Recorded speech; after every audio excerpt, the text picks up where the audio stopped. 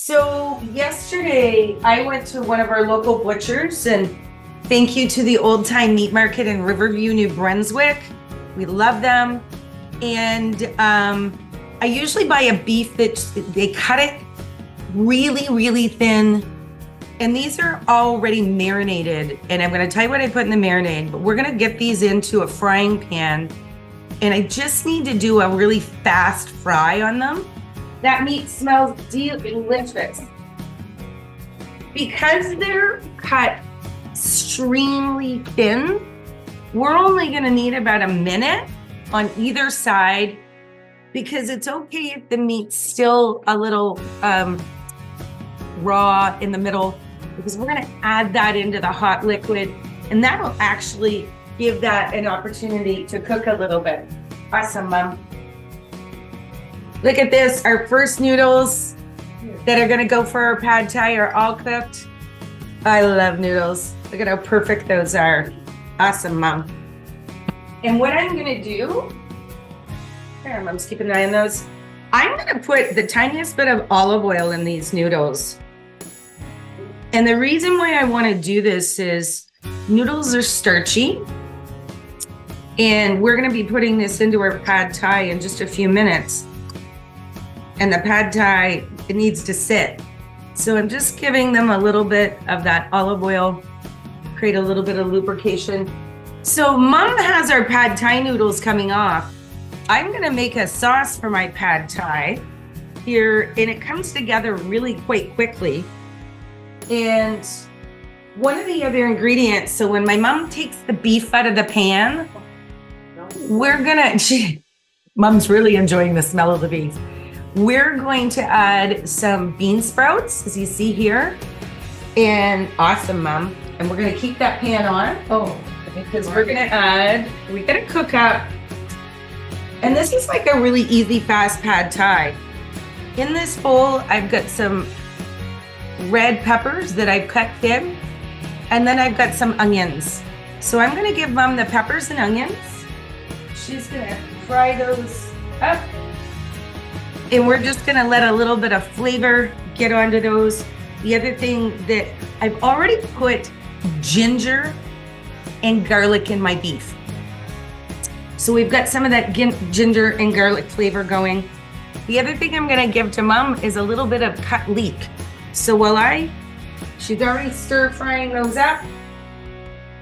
So we're gonna add the bean sprouts in. It's just, can I borrow the pan, Mom? Oh, the whole pan for a second. That color looks really good on you, Mom. Mom's wearing this beautiful light color.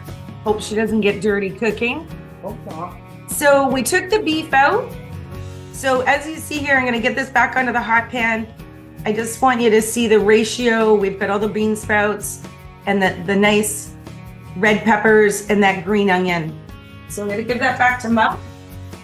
And and her tongs. So we're gonna make a pad thai sauce. And of course, we love our friends at Nutsmith in Windsor, Nova Scotia. And we've got some smooth peanut butter. And for the amount I'm making, I'm gonna use like a big tablespoon. And remember, food is meant to be sauced. So depending on how much sauce you want, I've got a big tablespoon of our peanut butter. And I really like the way this recipe, because I'm gonna be using some soy sauce, and I'm gonna put about 2 tablespoons of soy sauce in there. This is one that's done with coconuts. So it's a much lower sodium, and we'll mix those together. And I've got some fresh ginger. Fresh ginger is beautiful. If you don't have fresh, you can use some dried ginger. I buy this freeze-dried ginger. And it's different than the powder. And they've taken, put my nose too close into that's strong. So I'm gonna use a little bit of this ginger, and it really does give the true, authentic ginger flavor. I'm just crushing it in my hands a little bit. And you can tell it was, like I said, freeze-dried.